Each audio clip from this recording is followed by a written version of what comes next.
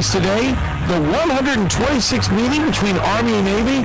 They will play in Baltimore with the midshipmen coming in at 9-2 and the Black Knights at 6-5. To the NBA, the semifinals of the NBA Cup in Las Vegas. First up will be the Knicks and Magic. And Orlando coach Jamal Mosley is excited about this opportunity for his team. It means a lot to our guys.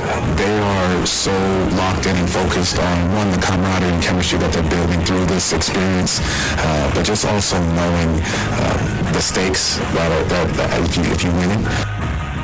The second game will be featuring the Spurs and the Thunder with Victor Wembanyama returning for San Antonio. You can hear the NBA Cup semifinals later today on ESPN Radio. Our coverage will get underway at 5 Eastern. The college basketball games underway this afternoon. Penn State is leading number 9 Michigan State 39-36. That game is in the second half. To the NFL, the Colts have activated Philip Rivers. Still no word if he will be the starter in Seattle tomorrow. Hey, this is Rich Eisen. Coming up on Monday's show, a full breakdown of the biggest storylines of the weekend, NFL Week 15, and previewing the Steelers and Dolphins on Monday Night Football. That's the Rich Eisen Show on Disney+, the ESPN app, and ESPN Radio. I'm here at the Roger Dunn Open. Former Fresno State football coach Pat Hill is at the first tee. Oh, it's a fairway hit. Yeah, but that's the wrong fairway, Coach. I need to buy a golf game. Coach, I really think you need a Roger Dunn makeover. When you buy a game at Roger Dunn, you can play anybody, anytime, anywhere. This is the old coach, Pat Hill. I bought this 7-iron at Roger Dunn Golf. Number 8 at Tehama, 162 yards out. Eagle, baby! Fall is here and it's time to get moving at Valley Athletics. Phil Bonatti from Behind the Bench telling you about new programs coming up. Starting soon, you can sign up for monthly memberships for K through 8th graders working on volleyball, basketball,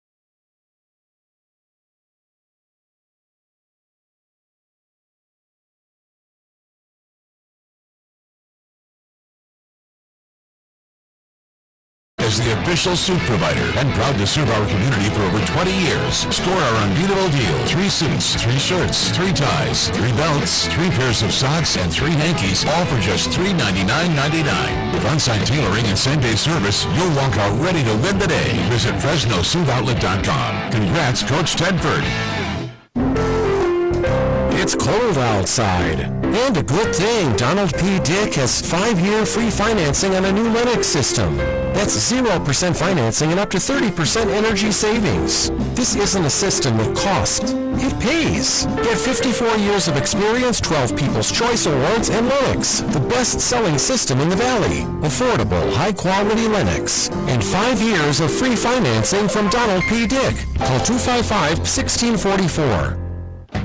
Hey Bulldog fans, Lynn's Restaurant Group, a proud partner of Fresno State Athletics, has launched a brand new app. With over 8 locations like J-Pot, Ramen Hayashi, and Hino Uishi, the app brings all your favorites together in one place. Order ahead, skip the wait, and earn rewards every time you dine. Whether it's game night or family night, the app has you covered. New members even score $5 in LRG credit just for signing up. Download the Lynn's Restaurant Group app today and start earning with every visit. Go Dogs!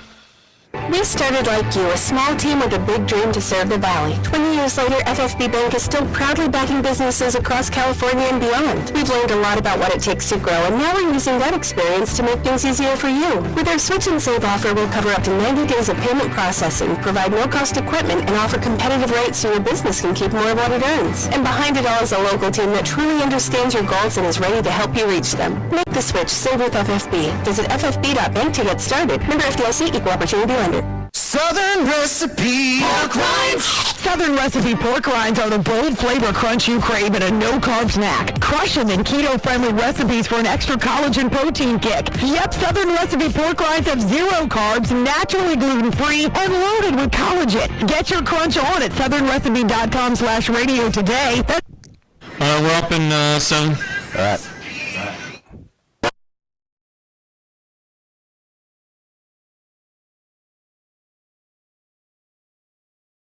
From Fresno to Bakersfield and everything in between, we've got you covered. This is the Central Valley Sports Report, your #1 source for high school highlights, riveting talk, and hometown heroes. And here's your host, Paul Leonard.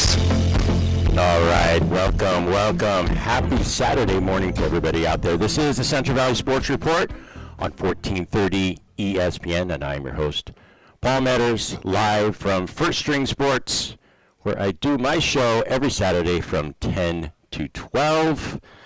This is the only place where I want to do my show. And main reason is because the ambiance is fantastic here. I do my show. I have everything set up here. The tables were being broadcast live on YouTube. So just go to 1430 ESPN Fresno on YouTube, and it is there live. The sound is great on that. You get a little visual as well. And if you tune in there, or if you tune in my Facebook account as well, you see all these Letterman's jackets to my left, to my right, behind me. It's just a great place to do a high school radio show. Got Bullard to our right, Hoover. Got Hoover in the house today. Excited to talk to some basketball Hall of Famers. We got Sierra Kerman, Fresno Christian. They're 6-1 in basketball. Actually 7-1 boys basketball right now. Sanger to my left, behind me.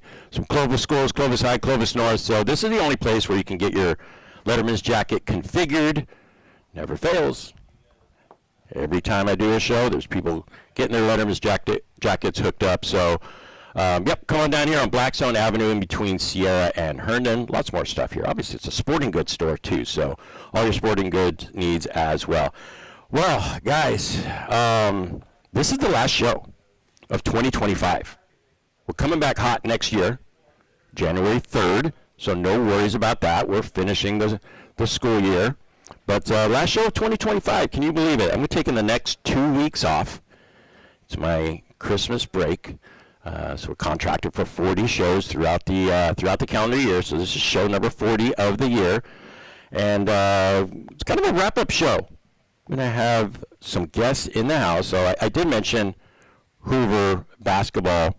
Some Hall of Famers are coming in. So on December 21st, they're going to have their Hall of Fame dinner, ceremony, and Troy Brown and Tim Carey are coming in. They're being inducted this year. I've known Troy for a long time. I went to college with Troy. He's a Hoover legend, a basketball legend in the area. Played at Fresno Pacific College. Yes, college back then, now university. Tim Carey, longtime athletic director, still involved with the school. Excited to have those guys, man. We're going to chop it up. That's going to be a very, very fun segment. That's going to be around 10:30-ish. 10:30-ish. Let me just think a few sponsors. Got ahead of myself a little bit, but I'm excited about talking with Tim and Troy.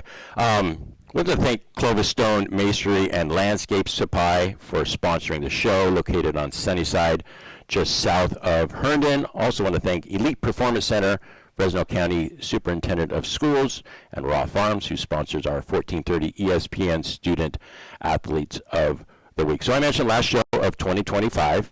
Again, thank you guys for listening, for supporting the show, supporting athletics, high school athletics, especially in the central section. 44 degrees right now. Right? What's up with this gloominess? The sun, I think, is coming out today. It came out yesterday for about 45 minutes, it seemed like. Then went back hiding behind the clouds, whatever this is, fog, mist, whatever you want to call it. So I think it's coming out around 2 o'clock today for a little bit. And, yeah, it's been gloomy. That's the best word to describe it.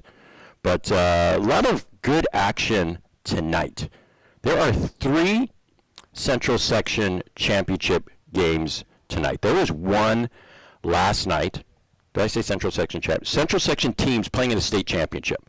There's a game last night that I was able to watch on the on the network. And Bakersfield Christian was playing St. Mary's of Stockton in the D2 AA Championship.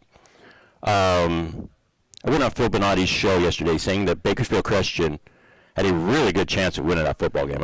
I was actually expecting them to win. And heartbreak city for them. Heartbreak city. It was a back and forth game.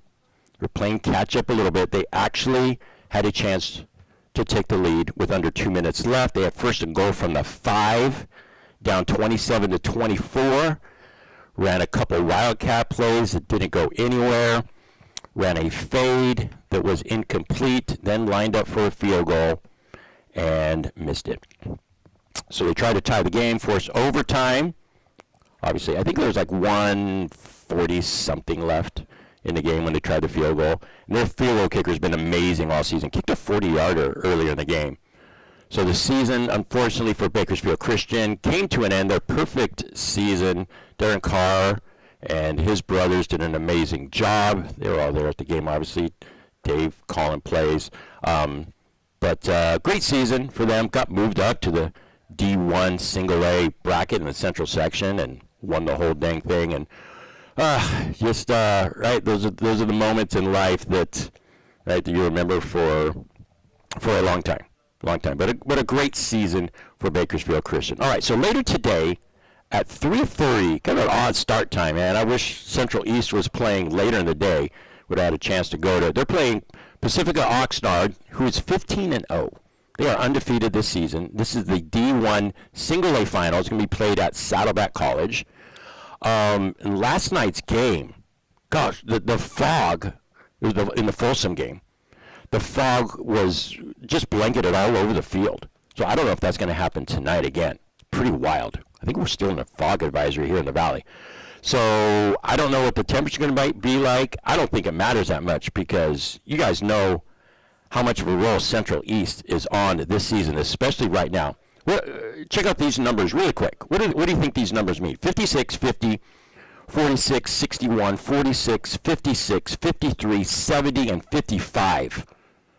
That is the point total that Central East has put up their last 9 games. Unbelievable. Averaging 55 points a game. Some of those games were running clocks in the fourth quarter. So that is the type of offense that Central East is bringing in to tonight's game.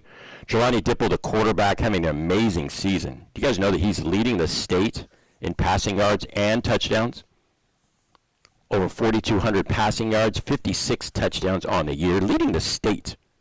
Bayon Harris, he's 4th in the state in receiving yards, 25 touchdowns. He's up among the state leaders as well. We all know all about Brandon Smith. He had 38 carries in last week's win to go to the state championship game. 38 carries in a high school football game. The guy's an absolute dude. I think if they win, Central East wins tonight, that Brandon Smith is going to win Mr. Football in the state of California by Cal High Sports. I'm going to advocate him. Absolutely. So, big game tonight.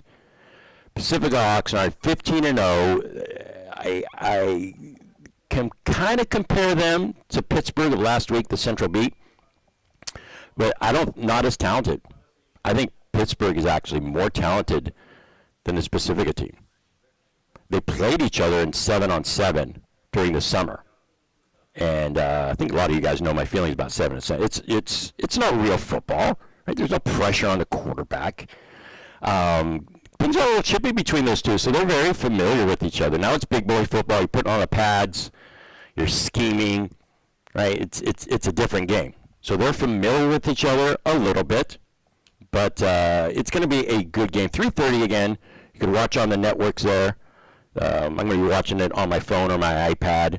So good luck to Coach Kyle Biggs. We know about their state championship in 2019. So gunning for their second one. And Cal High Sports does an amazing job previewing the game, putting up stats and history and all that. And they predict Central East to win tonight. They do. I didn't write down the score, not on the webpage, but yeah, they predict. I think it was a 2-touchdown. So again, 3:30 Central East. In Division 5A, Bishop Union Our Central Section D5 champs, they're in the state championship game. They're playing today at 3. They're playing Calaveras of San Andreas. They're the Sac-Joaquin Section D7 champs. So, yeah, they go all the way down to D7. We got D6. So Bishop Union playing this afternoon at 3, and then tonight at 7, Kennedy Delano, they're playing McClymans of Oakland for the D3A title. McClymans, they got a lot of history. They're going for their 5th state title. Kennedy in their first state championship game. Reading Cal High Sports, kind of summarizing what Cal High Sports said about that game. They're predicting McClymans to win the football game. They were actually surprised they were not placed in a higher division. So I don't like reading that. I don't like the sound of that. Because what does that mean? They're too low, right? So they got a really good football team.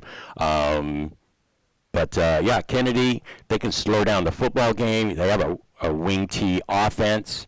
If McClymans isn't ready for it, hey, what are they going to do if Kennedy has a 6-7 minute drive like they've been known to this season? Right? That's what Kennedy's going to have to do. Score in the red zone, don't turn the ball over, ball possession. All right, so there's a little bit of a preview of the state championship games that will be going on today. I did mention that Troy Brown, Tim Carey coming on the show live here at First String Sports. That's going to be a great conversation. Really excited about that one. Hour number 2, like I mentioned, it's going to be a wrap-up show, especially the last hour. I wanted to do this. I've actually never done this before, but I'm bringing in a couple of coaches, and we're going to talk about the high school football season as a whole, in general. What's working, what's not working, what needs to be changed, what's still great about high school football. Is the transfers becoming a big issue? Right? Remember that big scandal that busted out about, 6 weeks ago maybe down south about the money man that was literally paying families to go to different schools. He was just this gambler who had said, if I won 150 grand on a bet, that's the money I would use, to influence high school football in SoCal. What? Yes. We're not there. I hope not. I hope not. I'm not saying anything, guys. I'm just saying that's what happened down the south. But man, if that ever happened in the Central Section, imagine the scandal of that. But we're going to just talk about, man, is there potential for something like that happening in the Central Section? Right? What safeguards do we have to stop that? Are kids more scholarship chasing? Anyway, we're going to hit a lot of topics, and the 2 coaches I'm bringing in, 2 guys that I've really enjoyed getting to know over the last couple of years. Ross Wood from Buchanan, they had a really good season, exceeded expectations, played Central East twice. I was actually leading them at halftime during track play. He's coming on along with Yosef Ferris from Justin Garza. Yosef is a friend of the show. So we're going to tackle all those topics and a little bit more. It'll be a fun conversation. The last 10 minutes I've reserved for Trevor Horn. Trevor's been on the show numerous times. He's down at Bakersfield. He was at the Bakersfield Christian game last night. I don't know if he's going to go to the Central game. I'm not sure. So we'll ask him about that. Ask him a few questions about what he liked about the season, some of the cool things that popped out in his mind. So Trevor's going to end the 2025 season of the Central Valley Sports Report. All right, I'll take a break right now. There were some basketball games this week, a lot of really good tournaments. We were able to broadcast one last night at Clovis West and South. There's a championship game tonight that you guys aren't going to want to miss. All right, might as well say it right now. San Joaquin Memorial and Clovis West are playing in the Clovis West Nike Tournament Championship at 7 o'clock. Guys got to go check it out. I'll be there. It's going to be a lot of fun. So Tanvir Singh was producing the show, was able to be on the broadcast. I'm going to bring him on. We're going to talk about some Christmas stuff, right? Some Christmas movies and talk about the game and a little bit more basketball stuff. Then we'll bring on Tim and Troy. You're listening to it all on the Central Valley Sports Report on 1430 ESPN.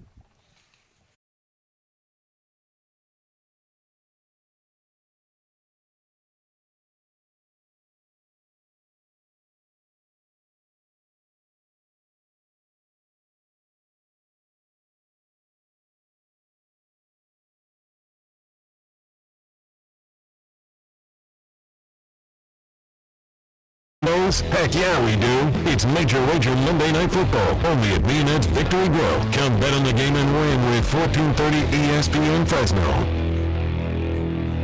So winter's officially here, and the last thing you want is your house cold and your furnace sounding like it's auditioning for a beatboxing competition. That's why Lee's Air Plumbing and Heating is running their $99 furnace tune-up special. It's the perfect time, because nobody wants to see their breath inside the house. And let's be honest, layering 3 jackets indoors isn't festive, it's desperate. So get ahead of the cold. Schedule your $99 furnace tune-up today at leesair.com. That's leesair.com. Happy holidays from your locally owned and operated Lee's Air and Heating. CON 635-355. Get ready for the ultimate Monday Night Showdown, only at Chichancy Gold. Starting September 8th through December 29th, win your share of $80,000 in giveaways, including $51,000 in e-cash. Earn entries all day Sunday, Monday, and Thursday. Then join us for drawings every Monday from 5 to 8 p.m. Swipe your rewards card during the game inside Firehouse Lounge for a free entry into over $28,000 in prizes, including football gear and more. Game day starts here at Chichancy Gold. Fresno County is filled with talent, but opportunity doesn't always reach every student. The foundation at FCOE is just $100,000 away from reaching our $1 million endowment for excellence. This fund safeguards life-changing programs, from academic decathlon and career expos to arts, leadership, and college readiness, ensuring opportunities for students now and for generations to come. Join us. Every gift builds tomorrow. Visit fcoefoundation.org/raise to 1 million. Craving big flavor? Head to Minet's Victory Grill in Fresno. Bite into the legendary Victory Burger. Dig into the fall-off-the-bone ribs. Or share the ultimate Victory Platter with friends. From those legendary Minet's pizzas to fresh salads, cold drinks, and a warm hometown vibe. Every bite and sip is a win. Watch the game, catch up with friends, or bring the family. Minet's Victory Grill in Granite Park, Fresno. Don't miss ESPN's Major Wager Monday Night Football every week. Come hungry, leave a champion. Victory tastes better here. Are you a business owner struggling to understand how cloud technology can help your business? Are you in need of computer and technology support for your employees? M-Cubed Technologies is your solution for fully managed IT services. 24 hours a day, 365 days a year. M-Cubed will be your partner in the digital world, allowing your business to carry on worry-free. We specialize in cloud hosting, Microsoft 365 management, general IT support, and VoIP phone services. Call M-Cubed Technologies today to discuss our partnerships. On game day, don't just settle for weak snacks. You go big, like a boss. The Butcher Boss brings you the kickoff platter, stacked high with man-sized fully cooked meats, tender sliced tri-tip, fall off the bone, pork spare ribs, smoked sausage, fiery jalapeno poppers, already sliced, already prepped. This Sunday, don't just watch the game, own it with the kickoff platter from the Butcher Boss. So call today to pre-order yours. The Butcher Boss, 41 south of Riverstone. Hi, I'm Maria, salon owner. You know the jingle. Now discover the facts about Ozempic, a GLP-1. There's only one FDA-approved Ozempic made by Novo Nordisk. Learn about the real thing. Talk to your healthcare professional today. Call 1-833-OZEMPIC or visit Ozempic.com to view the medication guide and to learn more about Ozempic. Semaglutide injections 0.5, 1, and 2 milligrams.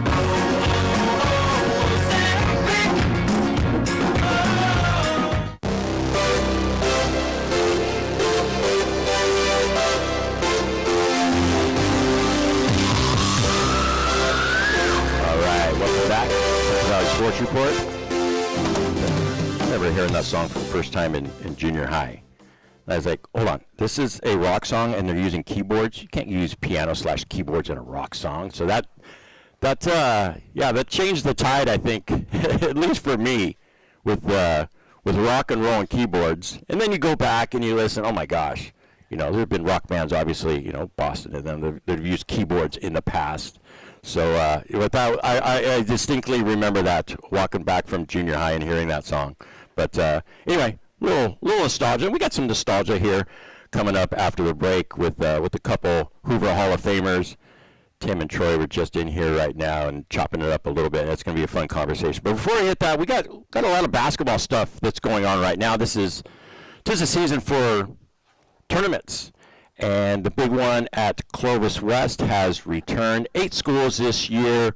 The Clovis West Nike Invitational is able to take advantage of their free food system and watch some basketball. So really good combo for me this week. Been a lot of fun.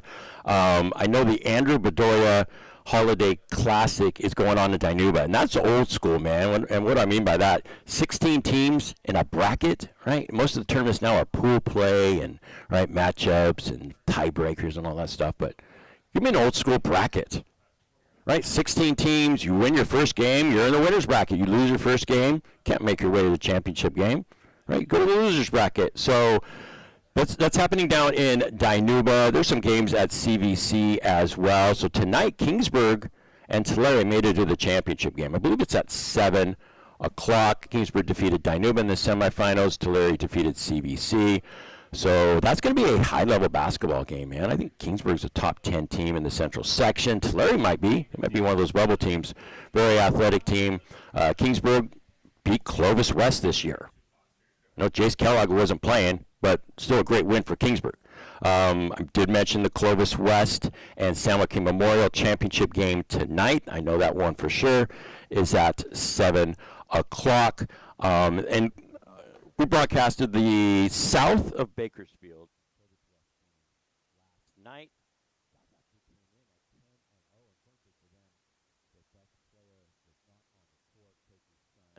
Sprained his ankle the night before. Really looking forward to watching him play. He wasn't able to play. But Clovis West looked pretty good. A young team. Freshmen and sophomores on the court. I mean, significant winners. Jake Kellogg, 24 points last night. Stud player. You know what he's done for the last couple of years. Had 34 points a couple games ago. Before I bring in Tanvir Singh to talk about that game, I want to mention Clovis High. Right? Let's be honest. The last, 10 years, Atlanta had a lot of success on the boys basketball side. Lee Mayberry has taken over the program. Name sounds familiar, still involved in the community, play basketball for Fresno State. Clovis High has some dudes. They got some players this year. They're in that tournament. I watched their game against San Joaquin Memorial. Memorial went up 27-6, played a phenomenal first quarter. Defensively, offensively, everything was clicking. But quarters 2, 3, and 4, Clovis High hung with them. Right? They did not give up. They played all the way through, played hard in the fourth quarter. Defensively, they looked pretty good. So Clovis High, increasing. I'm going to bring on Coach Mayberry in January, kind of pin on the show. Wasn't able to work out last week, so yeah, that program is definitely on the uptick. All right, so Tanvir, we'll bring him on right now. Before we get into the game, I want to ask you about your favorite Christmas movies. I know you're a few years younger than me. I don't want to put you on the spot or anything. Just a few. A few. I'm just curious about your generation, like maybe the ones you grew up on. Like of course, with me, we're Elf, Christmas Story, Christmas Vacation. Those are movies we grew up on. Home Alone. You could throw that in there as well. But we were talking about this off air. You came up with some doozies, man. You were making me laugh with some of your favorites. So, what do you hold on to, movie-wise? Yeah, I mean, Home Alone is definitely the one for me that I definitely grew up on. But I came to you with Die Hard. Obviously, that's been a point of contention in the Christmas movie realm. Is it a Christmas movie? Is it a Christmas movie or is it not? Yeah. So, Jingle All the Way is also another one that I really like, and Elf as well. Yes. Elf is Good also call. one that I really like. Good call on the Elf. Jingle All the Way. Yeah, that one I had to laugh at. But Die Hard, right? People say there's two types of people in the world: those that think Die Hard's a Christmas movie and those that don't. Right? That's how you separate the different types of people. So I mean, it takes place during Christmas time. Obviously, was it made to be a Christmas movie? I'm not sure about that, but yeah, a lot of people categorize it. I do too, right? And my daughter watched it with her husband last week because they had trivia night on Tuesday, and it was all about Die Hard being a Christmas movie. So they went back and watched it, like, hey, that's actually a pretty good movie. Yeah, it's a classic '80s action movie that some people, I could put myself in that Corey thinks a Christmas movie. All right, and I'm going to ask the other guys too. I mean, this is basically the Christmas wrap-up episode of 2025. So here we go. Here's another underrated one before we get to it. Nightmare Before Christmas. It's a underrated animation movie. I really like that one. That's a Halloween / Christmas movie. Yeah, well, there's one more. I got to throw this out there, and you just Google Christmas movies, and there's Bad Santa, right? There's kind of the darkest movies. There's one called Terrifier 3. I have no idea why that one. No. That's random. I have no idea why that's up there. That All is right. so random as well.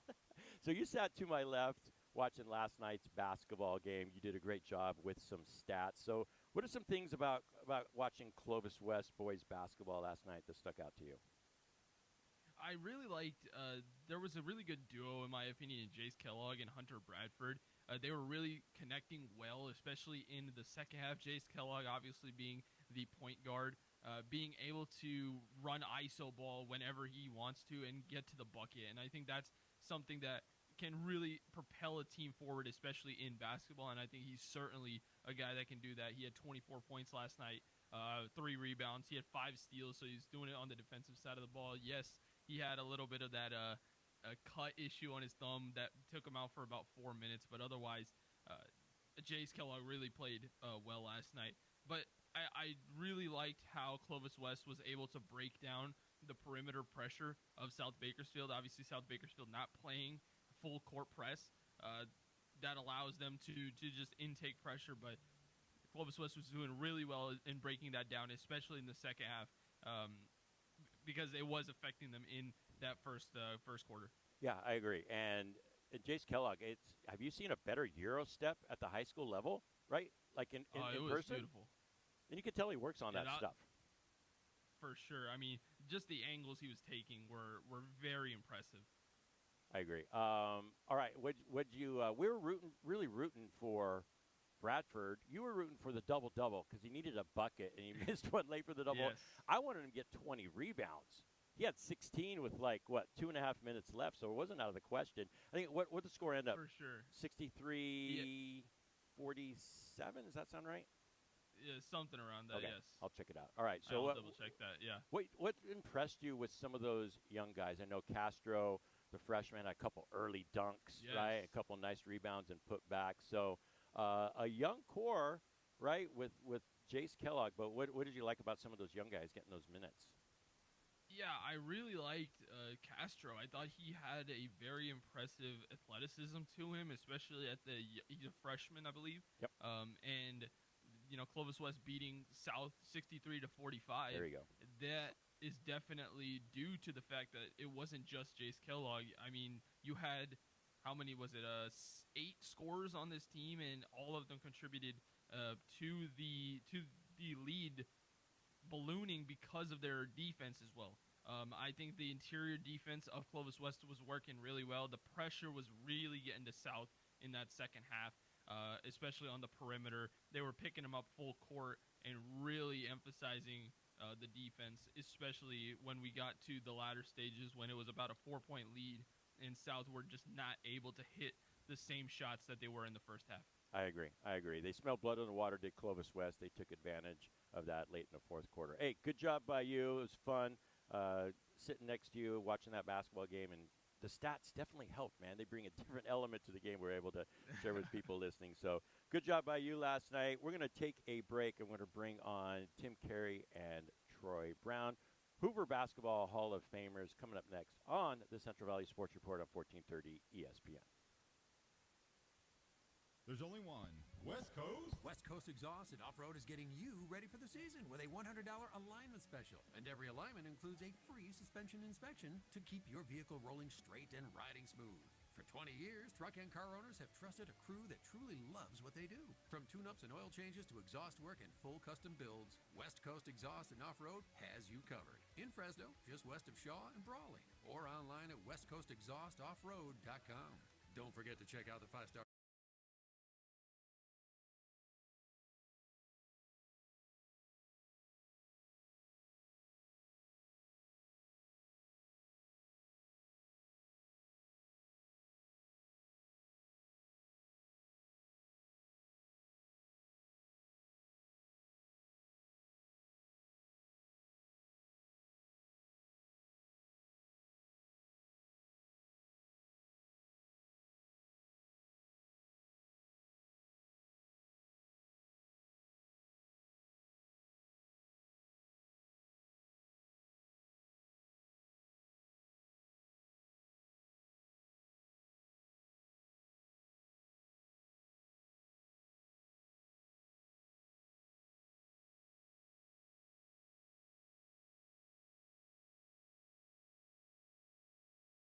PacificSteelSupply.com. Pacific Steel Supply INC.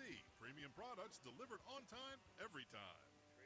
Football fans, it's Phil Benatti telling you to bring your tailgate and your holiday cooking to Championship Farm with a trip to your local grocery outlet in Kerman, Sanger, and Fresno Southeast, downtown, and Northwest stores. Hurry into these grocery outlets and stock up now on holiday hams and turkeys, fresh produce, baking essentials, party platters, snacks, and drinks. Everything you need for the big game or the big gathering. That's top quality products at deep discount, money-saving prices. Score big this season at Grocery Outlet, Kerman, Sanger, and Fresno Southeast, downtown, and Northwest stores. Winter's here. Cold, wet, and no chance to train outside. With school out soon and baseball still rolling, it's the perfect time to get inside and get better at Elite Performance Center in Clovis. Elite offers indoor batting cages, drills, clinics, and one-on-one lessons with top coaches, travel ball standouts, former D1 athletes, MLB vets.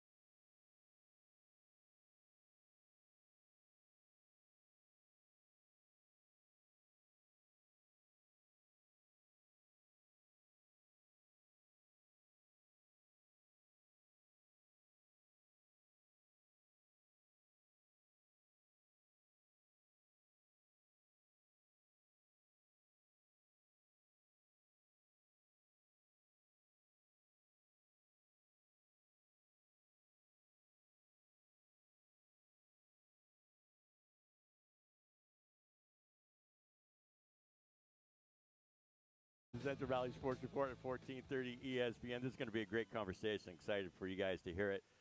21st of this month, Hoover Hall of Fame is having a ceremony. 7 o'clock, 6 o'clock? 6 o'clock. Where at? At the Hoover Event Center. Hoover Event Center. Hoover, longtime traditionalist with basketball, man. There's basketball history and teams and championships and players goes back a long way. And Tim Carey and Troy Brown are going to be inducted. The only two members, right, this year being inducted. Yeah. So good stuff. Thank you guys for coming, first of all. Troy, this is going to be about 20 minutes. So I don't know, I know you're a big storyteller guy. So Tim, maybe you got to give him a little elbow or something. If he goes on too long, tell him to wrap it up because you're closest to him right now. Yeah, I'll keep him in check. I got him. Yeah, thank you guys. But Tim, this place is pretty familiar. Look, first of all, it's hopping.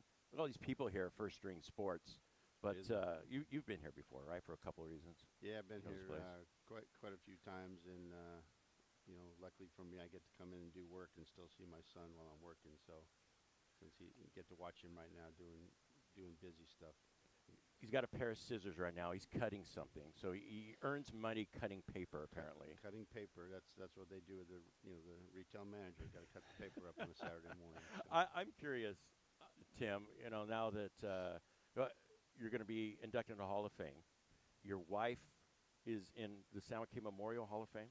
She is, yeah, correct. Oh, I didn't know that. That's cool. So when you walk into the house or walk in, to First String Sports, how is Ryan supposed to address you, right? Like a Hall of Fame. Here, ladies and gentlemen, Hoover Hall of Fame inductee Tim Carey. Like, what do you want him to say when you're walking into a building or house? Well, I just want to make sure when I walk in that he takes care of me first and puts all the other customers. No, I'm kidding. No, it's fun to come in and see him in here, and you know, my wife will remind me that she got in the Hall of Fame before I did. So, you know, she'll keep me in check. That's great. Love it. Troy, Letterman's Jacket Room. Where's Hoover's? Where's it at? Right behind you, Yeah. right? Yeah. Where is it? No. No. Here it is, right here, to my right.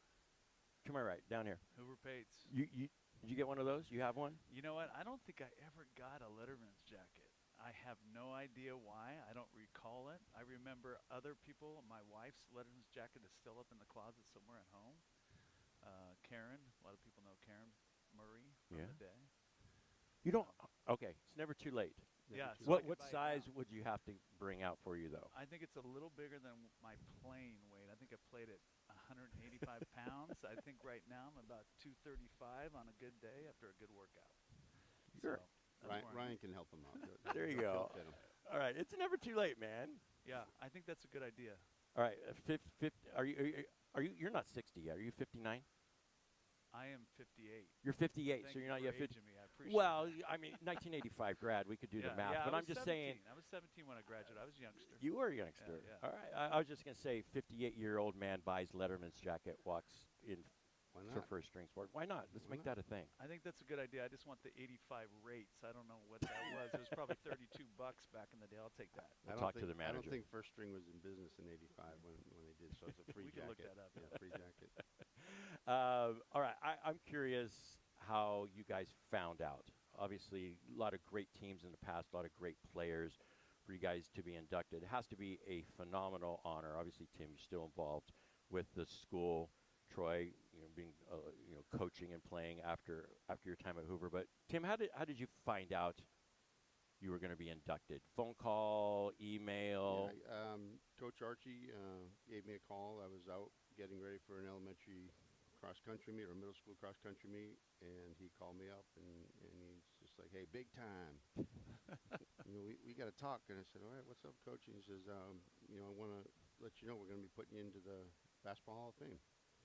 And it was a great phone call to get. And, I've been part of Hoover for, I was there for 33 years and did a lot of stuff from athletic training to AD and coaching, and spent 3 years coaching the basketball program. So it was really very exciting to get that call. Who was the first person you told after you got that call? Oh, absolutely, my wife. Yeah? Absolutely. That's great. That's awesome. Yeah. Troy, what about for you? Well, Tizelle gave me a call. I was kind of surprised. It just kind of came out of nowhere. I didn't know it was coming, and it was an honor because Tizelle was such a great player for such a long time. I think at Pepperdine University after Hoover High School, and it was just kind of an honor getting it from him. He was also one of the kids I coached when I was an assistant for Ron Moore, and he was probably the most coachable kid I've seen in 30-something years I've done. So that's one of the reasons why it was such an honor to hear it from him, and he's doing a great job over there at Hoover High School. Oh, he is. He's doing a great job. Who did you call? Did you call your wife too, right away, or text? I called Brown Sugar. That's also Karen Brown. Is that what it says in your phone? Yeah. Brown Sugar? No, it does. I can It show does it on to my you. phone too. It's Yeah. It's And Brown the Sugar. R is silent. It's Brown Sugar. Brown Sugar. So no, it was good. I gave her a call, and she said, "I don't know how that happened," and so we went from there. Who's the better shooter? Well, so come on, here's that conversation has to come up. Here's the great thing about this: Peter Sharkey, who was one of the great coaches and great characters in Fresno Unified history, wonderful human being, coached Karen. And so often when we were at events, he would say, "Hey, how does it feel to be the third best player in your family?"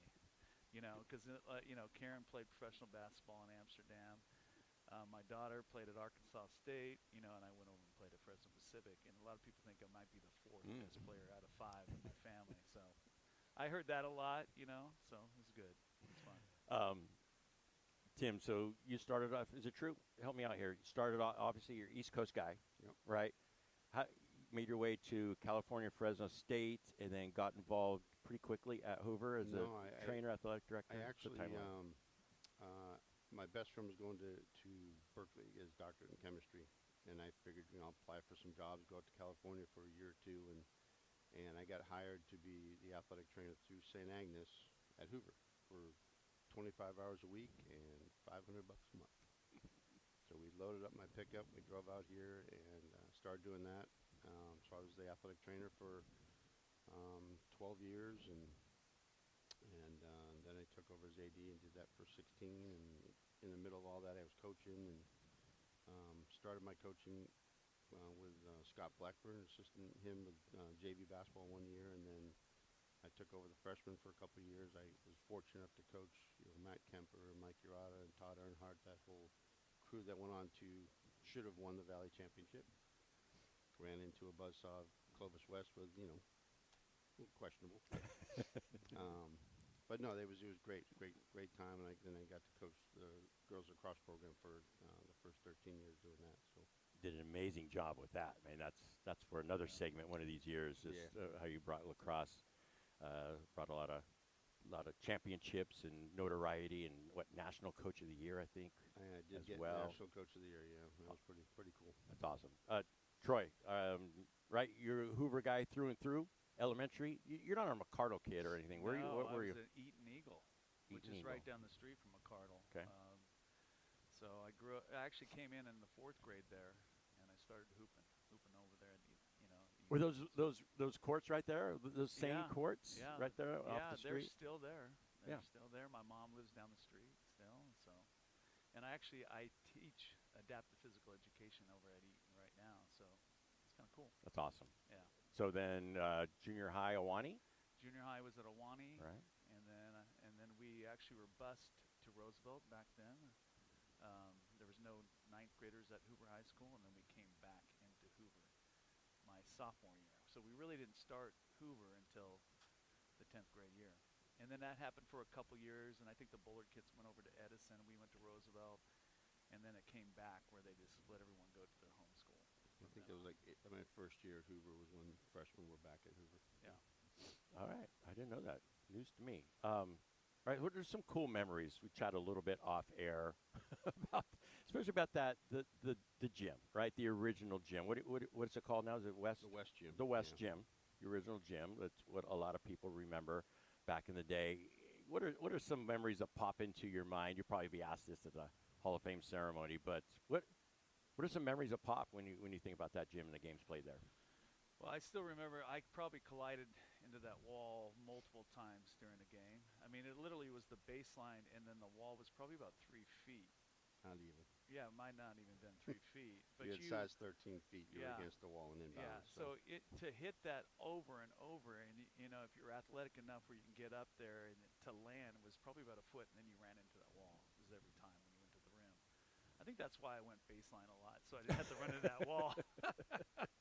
So you used to call me Baseline Brown. I think that was probably something I used to do, so I didn't have to hit that wall.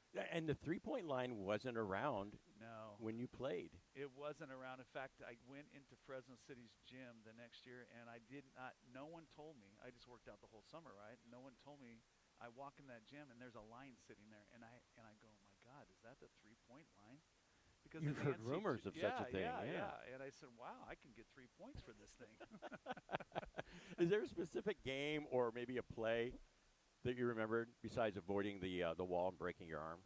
Well, I mean, Rob Pardini broke his arm in the West Gym. I think I went up and I think it was me, and I ran into him. I tried to block him off the glass, and he slammed right in there, fell right to the ground, and I believe he broke his arm. I still see him once in a while. I saw him in Europe a couple summers ago, and he talked about that moment. You guys should have had like a broken arm count. Yeah. Right there on the wall, yeah. A broken wrist, broken hand. Ankles would get jammed into that wall all the time. So yeah, there'd be more than championships and banners and with all the broken stuff we had over the years. That wall that came up quick. You had some crazy lunchtime faculty pickup. No referees, no fouls called stuff there. We had some wannabe ballers at lunchtime. Yeah. You had obviously you had Troy and Pat Plummer, who never got a foul called on him in his life. And, right.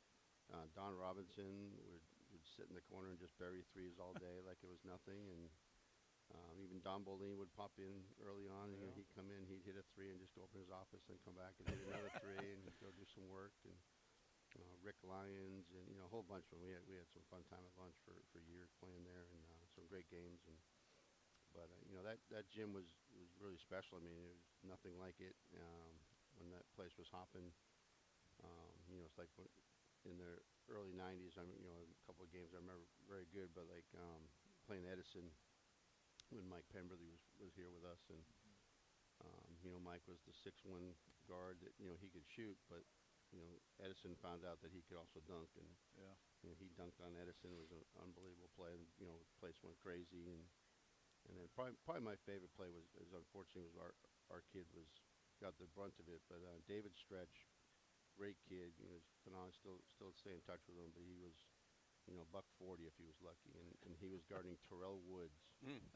And Edison, right? Yeah, and Terrell was a man at 12, and he got an offensive foul called on Terrell, and you know, Terrell buried him into the floor, and he picked him up and said, "Next time I'm dunking on you."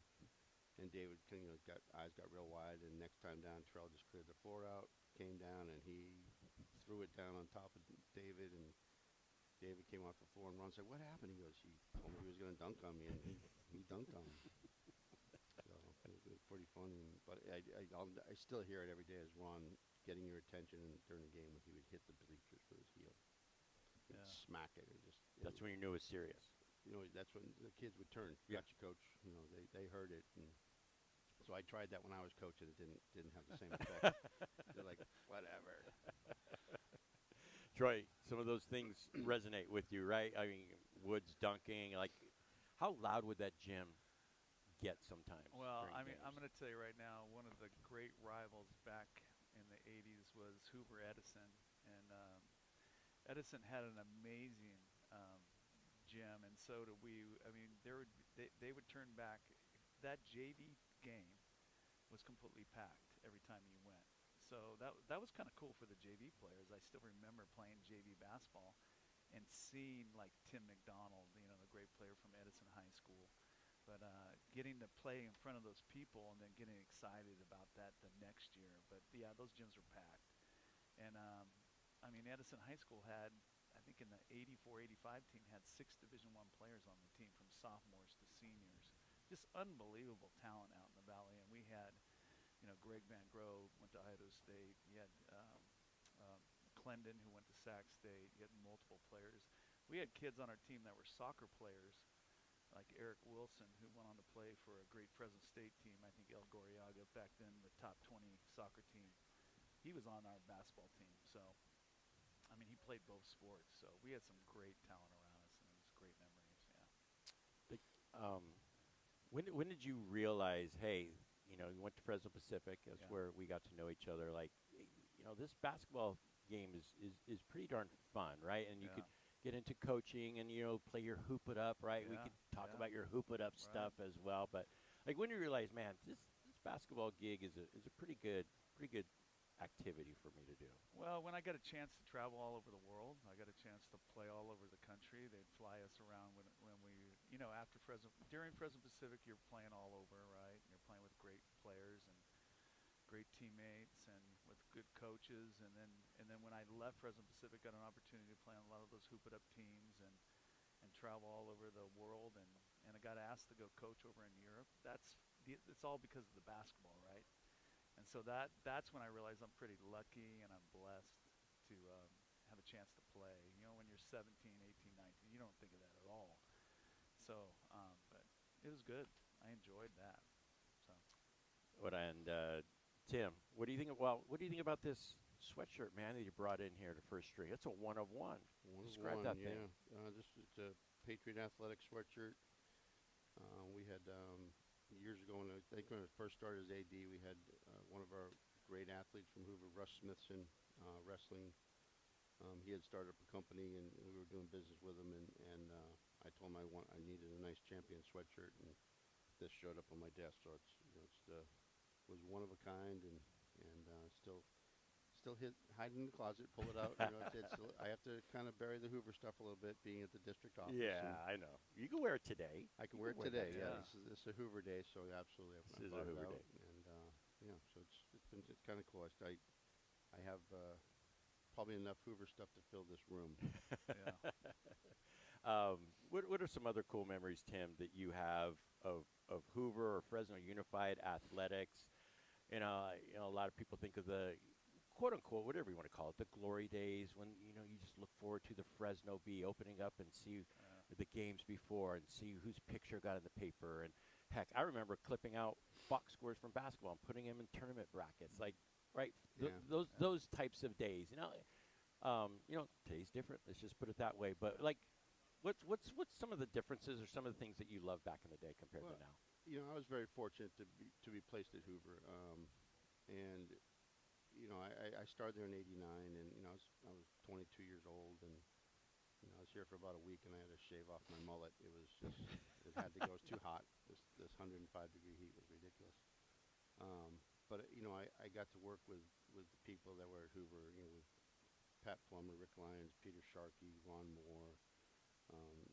Hal Froese was teaching there, and just all these just legendary people, and I got blessed to work with them. I got to know Jack Hanna, and Dale Hamill was a great friend of mine, and just amazing. And our sports were fantastic. Our water polo, aquatics programs were great. Our basketball programs and football, and it was a fun time to be around. And Dara Johnson, who's now the athletic director, she took over from me and doing a fantastic job there, but she was a junior in high school when I started at Hoover. Tori Nolan, longtime soccer coach, was a freshman at Hoover. Jeremy Wright was a junior at Hoover. He's our longtime golf coach and teaching. All three of them still teaching at Hoover. So it's just, seeing stuff like that and getting to know them as students, but then they're coming back to teach at Hoover. And you see that other schools, and got to know people over the years that didn't go to Hoover, but they knew me through Hoover or various things. And now being at the district office for the last 4 years, and my first year taking over high school, and it's fun. I mean, I got paid to watch sports for 37 years. That's kind of a fun gig. It's a good gig. And I did spend a few years in the classroom right next door to him, so we could. That's like a two show, just going on of that hallway. It was myself, then Troy, then Peter Sharkey, and Buzz Nitschke was at the end of the hallway. Oh my gosh! Yeah. And then John Trutner was the classroom behind us, and Rick was right around the corner. I mean, it's just an amazing group out there in the bungalows. If those walls could talk. Yeah. Oh my gosh, you're right. We got to do another segment. We only got another minute, which is crazy. Troy, for you, just kind of wrap up what this means to you and what it means to be a Hall of Famer. Well, I'm just blessed. I really am. And Tim talks a bit.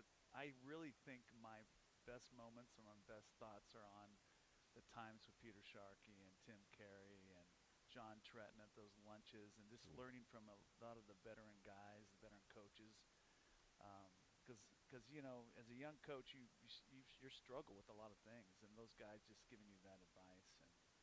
And losing to Tim Carey all the time, I must have lost 20 bets in a row, and we always bet me and Ed's Pizza over there, and I think I lost 20 straight against him. I think you did. Yeah. Week 1, he said the Dolphins were making the playoffs. Yeah. I'm like, okay. But Tom Brady was a no-name at that time. And so Tom Brady starts, and I go, I don't know, who's this guy? And I must have lost 20 straight bets. Yeah, good times. And you got to follow Tom Brady, Larry Bird, all those wonderful athletes from that area as well. Absolutely. Yeah. All right, well, guys, oh gosh, this time went way too fast. We're gonna have to do this again, man. We'll chop up some more stories, but Hall of Fame, Tim Carey, Troy Brown, December 21st at the Special Event Center. Time again, 6 o'clock. Yep. 6 o'clock. Yep. 6 o'clock. Tickets are still on sale. You can contact Tazelle Archie or Hoover Boys basketball program, or come on out. Come on out. It'll be a fun night. All right, excellent stuff. Hey, thanks guys for coming on. I really appreciate it. I had a lot of fun. Glad to be here, Paul. All right, we'll take a break, and we're going to have hour number 2 of the Central Valley Sports Report on 1430 ESPN. Your home of the San Francisco 49ers, 1430 ESPN, the Valley's local sports leader, KFIG Fresno. I'm Ed Bankin. We start with college football. The pair of bowl games, one in the third quarter. The Cricket Celebration Bowl on ABC. Right now, Prairie View leads South Carolina State 21-0. The other bowl game is coming up later today on ESPN Radio. It's the bucked-up LA Bowl between Boise State and Washington.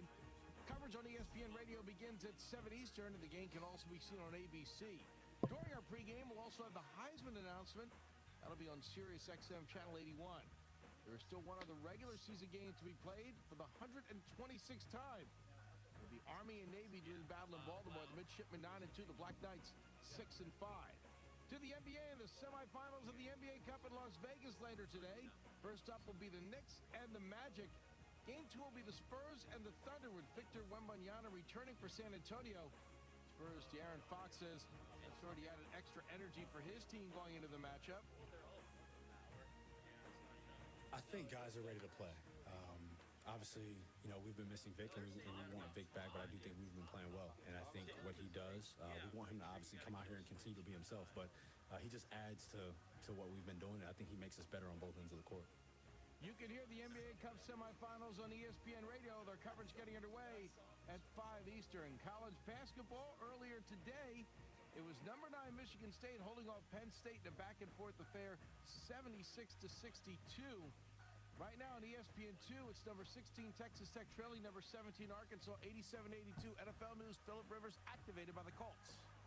Hey, this is Rich Eisen. Coming up on Monday's show, a full breakdown of the biggest storylines of the weekend, NFL Week 15, and previewing the Steelers and Dolphins on Monday Night Football. That's the Rich Eisen Show on Disney+, the ESPN app, and ESPN Radio. Are you an athlete ready to level up your performance the raw way? Introducing the Raw Athlete Program from Raw Farm. High schools, college athletes, gym warriors, and pros, Raw Farm wants you to see why professional athletes and nutritionists are fueling up with Raw Farm raw whole milk to hit their team goals and personal gains. Raw Farm is the best 100% A2 cream top from seasonally grass-raised cows, non-GMO, certified humane, 100% made in America, and crafted for serious games. Visit rawfarmsusa.com to learn more and find it at your local Sprouts location through the nation. Hey, it's Phil Bonatti from Behind the Bench for my friends at Valley Athletics, the new go-to sports facility in the Central Valley. Founded by Valley legend Vance Wahlberg and former Bulldog volleyball coach Jonathan Winder. Valley Athletics allows athletes to really shine at volleyball, basketball, and pickleball. Visit valleyathletics.co right now to learn more about enrolling in our current volleyball and basketball offerings that include league play. That's valleyathletics.co. Proud sponsors of high school athletics. Back the birds, Fresno. Don't miss another week of Fresno Pacific University Sunbirds action at the Special Event Center. Dribbling with the left hand. She's going to fire another three. That one good as well. 3 straight threes on 3 straight possessions. All games are just $10 for fans 18 and older, 17 and under get in free. Back the birds, Fresno. Catch both men's and women's basketball before the season wraps up. Don't miss the excitement. For schedule and ticket information, visit fpuathletics.com today. See you there. Get your business noticed and stand out from the crowd by visiting MegaPrints. Working with the Valley's most prestigious and high-profile businesses since 1998, we print and install custom-designed signs for businesses of all types and sizes. From yard signs to banners to wallpaper and fleet graphics, MegaPrints has the state-of-the-art capability to turn the signage you've dreamed of into a reality. Visit megaprints.com today to see our work and what we can do for your business. Basketball is here at Fresno City College. Come cheer on the Rams, both men's and women's teams, 2 of the top programs in the state, where every game is fast, fierce, and full of heart. Don't miss your chance to see championship-level basketball live at FCC. Want to know where the Rams play next, or check schedules for other sports? Visit FCCRams.com for full fall and winter athletic schedules. Be part of the tradition. Be part of pride. Fresno City College Athletics, where champions compete and fans bring the energy. Hey Bulldog fans, Lynn's Restaurant Group, a proud partner of Fresno State Athletics, has launched a brand new app. With over 8 locations like J-Pot, Ramen Hayashi, and Hino Uishi, the app brings all your favorites together in one place. Order ahead, skip the wait, and earn rewards every time you dine. Whether it's game night or family night, the app has you covered. New members even score $5 in LRG credit just for signing up. Download the Lynn's Restaurant Group app today and start earning. Back in 30 seconds. Is like All right, trying you to guys find good? a You needle guys in a got me? haystack. Yep. It's Okay. pretty difficult. I'll turn this one down. All right, levels should be good, right, Tanvir? Let me get a check real quick.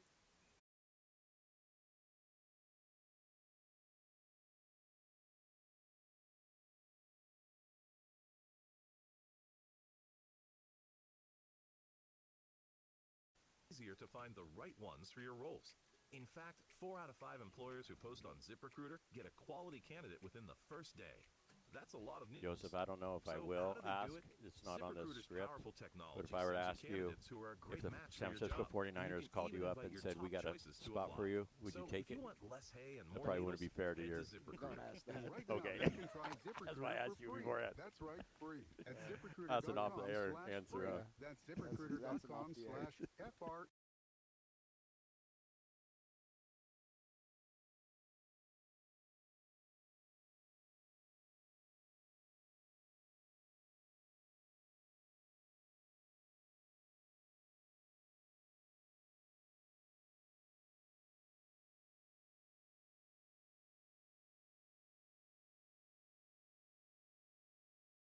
Central Valley Sports Report, 1430 ESPN live here.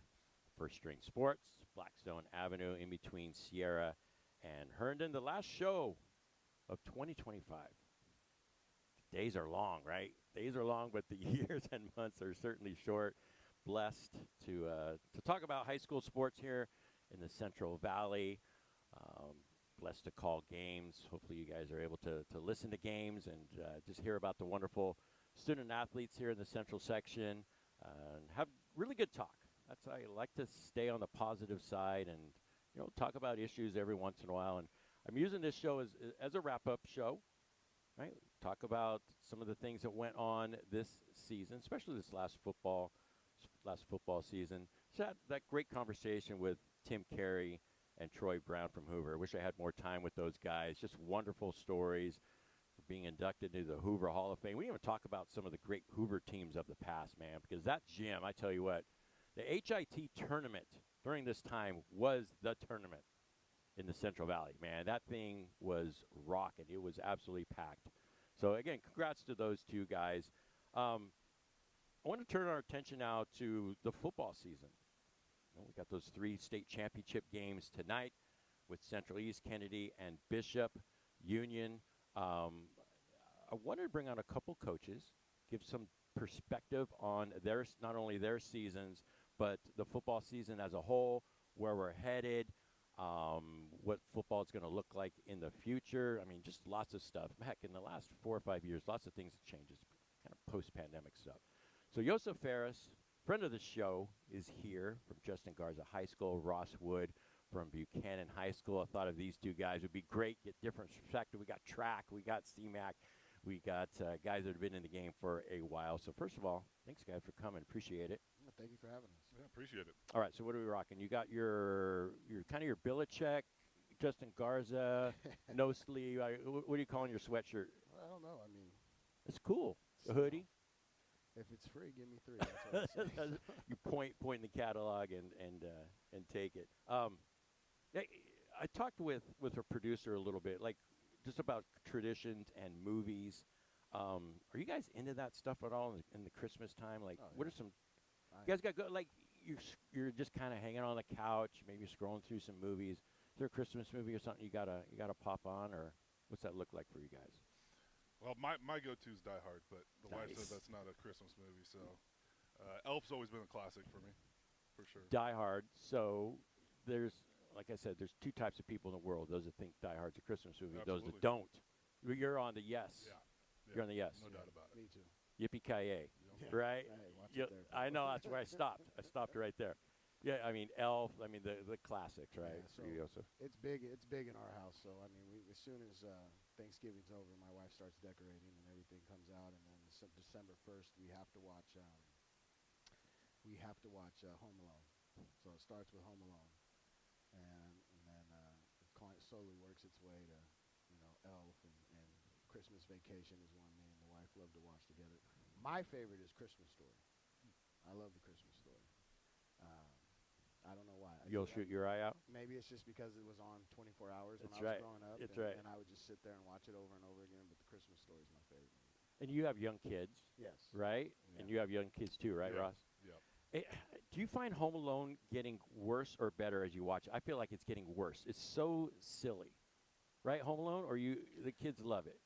My kids love it. It's ridiculous. Oh, yeah, they love it. My wife loves it. She can quote every line in the movie. So I'm I'm going to refrain from saying anything bad about it because All I know right. she's listening right now. All right. So- All right, we'll leave it at that. Christmas decorations are up. I mean, what are we? 13th, 12 days away, which is pretty wild. Where are you guys at when let's say when your seasons are particularly over? Are you a casual fan throughout the year? Are you like all in? Like, how do you still following like who wins the Central Section championships and who's playing in state? Like, where's your interest level at, Yosef? So when my season ends, I kind of shut it down. Now I'll follow casually, like online and whatnot. But for me, I gotta let go and let my mind reset. Obviously I'll keep track on max preps, on game nights, what's going on. I'll check in with guys and wish them luck and whatnot. But for me, I'm shutting it down. I'm out. Casual fan, just checking max preps, see who's winning. Ross, what about for you? Yeah, I think the season itself takes a lot out of you just in general. So when your season's done, you gotta take a step back and take a breath and relax for a little bit. But I think that being a high school football coach, you always want to know what's going on, who's doing what, how are they scored this touchdown. All the interest is still there. So you're following it, but I'm not driving to go to a game or anything that matter. Right. I'm just following along and making sure guys are still playing good football and there's good stuff out there. And texting coaches, right? Sure. Like, checking in on guys. All right, so Ross, I want to ask you about, Central East. You played them twice. You played Kennedy as well. Like, what are those two teams you think they're going to bring to the state championship games tonight? Like, where do you see some advantages that each of those teams have? Yeah, I mean, they're two completely different teams. Obviously, Kennedy running the wing T. They're a physical football team. They're tough kids, man. We've played some of our most physical games the last 2 years against them. Just getting things done in the trenches. They stick their nose in there and they try to outlast you in terms of their toughness, and they do that pretty well quite often. And then Central's just such an explosive team. I mean, they can score on any play. They're tough enough. The defense that they run, gives their best athletes matchups, and they protect the box really well. So they both are going to do well tonight. I have no doubt about that. But yeah, they're two different styles of football right there that are both showing up at the state championship, which is pretty cool to see. It is cool. It is cool, and it's been fun to follow Kennedy. And I talked to Coach Milan earlier this year, and how he's scheduled up, right? And they've moved up divisions and won at every level. How much do you think like toughness and them scheduling those games has helped them reach a state championship game and win that D3 Central Section as well? Well, I think it's tremendous. I mean, for them to compete against a Division I school with athletes that aren't necessarily Division I athletes, it shows how tough they can be, and even losing some of those games here and there, just shows where they need to improve at too. So losing games is just as important as winning games in terms of the process. So I think it's really good that they do schedule up like that. If they're able to stay healthy through those tough games, they put themselves in good position for league and playoffs. So Ross, I want to stick with you. Yeah. So your season, you guys had a really good year. You guys won a lot of football games. You played tough. Had a lot of dudes up and down on both the offense and defense. We could get into a little bit, but like the progression, the growth of your team. What were some of the successes that you saw that you were happy about, you and your staff? Yeah, well, this senior group we had is a pretty special group.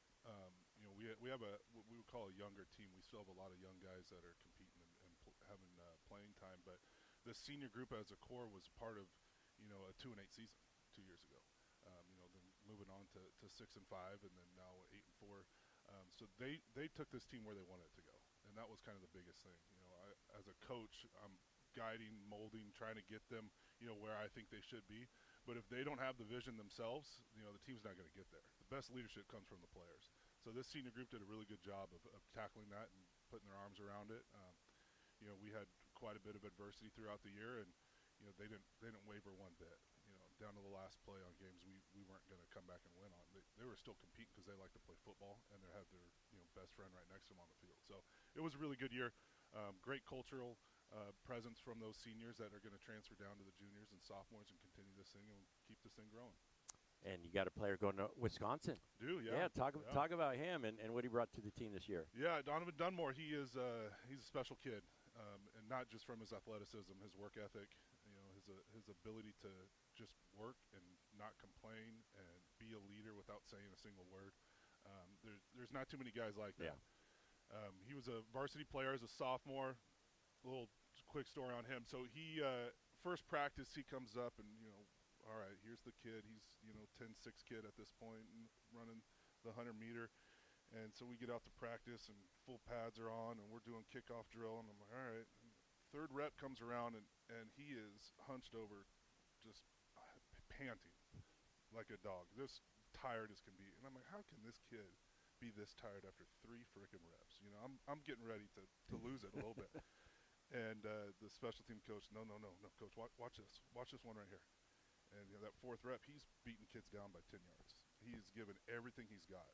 And a kid that can practice like that for special teams, for drill work, that can go 100 miles an hour in everything that they do, they're going to improve quickly, and they're going to make people see them from the outside. So he got quite a good look from quite a few different colleges, which is good to see. And then, when a school like Wisconsin hits you up, you got to respond pretty well to that. So. And that chase down, fumble strip recovery. Special. When I saw that, I'm like, wait, that just happened? Yeah. Like, just talk about that play. Maybe there's another play. We got probably about week 3, and we realized our turnover battle wasn't showing up like we wanted it to. So we started practicing a lot more turnovers from the defense side of the ball, doing different turnover drills here and there. We really started working hatcheting more, incorporating them into drills and teamwork, and just trying to create more turnovers. And Clovis North, the first time we played them, they decided to run a little different offense than what we were expecting. Started doing some wing tee stuff. So, when you run the wing tee and you don't practice it defensively against a team like that, it's hard to just pick it up on the spot. So it took us a little bit to get to it. They opened up a gap. It had a couple pullers that created a couple gaps for them, and they hit it. And that, I thought the running back was gone. He was 50, 60 yards downfield running. And across the corner of the field, you see Donovan Dunmore just turning it on. And he chased him down, secured the tackle, reached over the back, hatcheted the ball out, and came up with it. So those types of kids can create special plays like that, which is cool. Yeah, that was great. That was awesome. That was a great play. Joseph, what's the best way to frame your season? We broadcasted your game against Sanger. Fantastic football games. You guys fell in overtime. I was really impressed with your quarterback. But for you, after you settled down and thought about the season, how do you frame it? I was happy with this season. We grew. We play in the CMAC. We're a Division III team. We play a lot of D1 teams, and we were in every game. Like, if you go watch, there was no, game where we got blown out. The only game that we was kind of out of hand was, us against Mount Whitney, and that was coming from our side. So there's a lot of growth just within the program, being the 5th year and the 4th year as a varsity team. And, just like you said, like Sanger, we had a chance to win that with 30 seconds left. If we don't throw that pick, we just kick a field goal, So we had some things go back and forth like that for us throughout the year. This was a group that didn't really cause any issues. They showed up, they worked hard, and they had a goal and a vision, and they showed up every day and gave us everything they had. Didn't cause any problems. It was nice to be around them. And so it was a fun football season for us. It was successful in our eyes. And now to me, this is a group that really set the tradition, that really set the culture that we wanted, the senior group. And so now the juniors, the sophomores, and the freshmen, kind of like Coach is saying, they're gonna pick up on it and they're gonna build off of it, And we're not a team that's looking to get a bunch of transfers. We're a team that wants to build from within, and people that want to be there want to be there. And that's what we really want to strive on. Are you at the point when you took over the program, started the program, right? Are you at the point where you envisioned it, 5 years ago? Is this where you wanted to be? It's starting to get there. We're not there yet, but there's a lot of things coming into place. It's kind of funny how each year something that you wanted to have happen is going to happen, and it's we got some things in the works right now that I think are going to be really big for us and our program, especially in the community. And, it's exciting to see, and so we're just building, getting a lot of support from the people that we need to get support from within the district and within the admin. And so it's fun. It's football, It's what we get to do every day. Right. So, yeah, It's going to take about 7 years, I think. I from talking to the guys that open Clovis West, North, Buchanan, they all say it takes about 7 years for an athletic program to get going. I think that we've hit some bumps in the roads with some boundary issues that might push it a little bit, but we're close to it getting there. We're close to it getting there. Cool. Joseph, you mentioned the toll, right? And Ross kind of said it, echoed it as well. The toll that it takes. When the season ends, you reset. Like, how much of a toll does it take on you? Just kind of share with people the amount of hours you put in. How you have to take care of your mind, body, and soul, and all those things, right? Just how much you pour into others on and off the field. Like, what can that do to a coach, or what does it do to a coach like you? It is a toll. And you got to have a good support system around you. My wife, she's been a part of it since I started coaching back at Tenaya Middle School. And so she's a football wife. And so, to me, it's like, you kind of lose relationships as you grow in the sport because you're gone 6 months, 7 months out of the year where you're not doing anything with anybody else. And so, your friends that you've grown up with, they kind of grow in their own lives and their own families, and they get their own little areas that they go into. So it's really that tight knit of your family, your immediate family, that you really got to hold on to, and they're the ones that support you. But no, it's a grind. It's like I said, I tell everybody, there's not many people that can not hide behind not doing a good job at their job. We put our product on display every Friday night. And you can't just go through the motions in this sport because there's a lot of criticism. There's a lot of people out there that think they can do it better.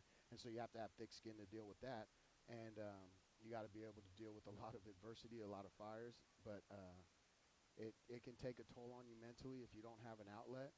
For me, it's a lot of prayer. It's a lot of time with my family, a lot of just, really just kind of just really disconnecting. What I've gotten better at is disconnecting when I come home and being present with my family. And so that's kind of helped me there. But no, it takes a toll on you physically, mentally, and emotionally throughout the season. It's a roller coaster. I'm curious, Joseph, the identity part, right? How easy or maybe even how difficult is it to disassociate like your value as a person related to whether or not 16, 17, 18-year-old kids perform well on a football field? Yeah. I think that's one of the biggest obstacles for young coaches. It was a big obstacle for me. I always tied my identity to football. I'd always been successful everywhere I was as a coordinator and as a head coach. We've built up, and so there's going to be times where you got to deal with failure, right? And sometimes your identity gets questioned just from internally. Like, am I really good at this? Can I do this? And so as you grow older, you realize your identity is not tied to that. Your identity is tied to the values that you have, the 5 core values, whatever that is, and you really just hold on to those values in adversity. It's like I was talking with Gus Bradley with the 49ers, and he said to me, he said nobody needs a leader when things are going well. It's when times are going bad or adversity hits, that's when a leader needs, and then that's when you got to step up and be like, great, it's my time to shine. So how do you handle those situations? Where you are as a man, and if you can look the man in the mirror and be happy with him. I think that there's that poem, Man in the Glass. It says it perfectly. You're going to get pats on the back as you pass, and people are going to talk about you, but as long as you can look the man in the glass, you're good. And so I think that's kind of where your identity is. That my identity, to me now, as I've grown in this profession, is just to be a good husband, good father, good Christian man. Ross Buchanan, I mean, I can say this. I've been around all the different programs at Buchanan. I know the expectations level. I know the things that are said. I know the things that are presented. Like, for you as the head coach of Buchanan, a high-level program, high-level school, like, how are you able to differentiate, or how have you been able to navigate some of those expectations and not taking things personally and all that stuff that gets wrapped up on being a head coach? Yeah, it's not easy. I mean, it's not easy by any means. You grow and develop year in, year out. So, I think the best thing you can be as a person, individual person, is find a way to grow every day. find a way to be better. And so, the first couple years are tough. They're tough. You're taking things in. It's personal. It's you. Your name's on this thing. And then you start realizing it's about the relationships you're building with the players and the community and the parents and the administration. And then you're working towards that and focusing on making each one of them better as we go through this thing. And then year after year, it's the noise from the outside isn't really anything. It doesn't affect me.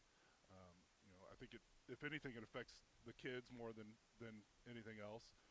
It'll affect, family members hearing things, hearing this, here and there. But to me, it's noise, and you can't focus on noise. You got to focus on the process, And so, going year in, year out through the Buchanan High School way, our administrators are supportive.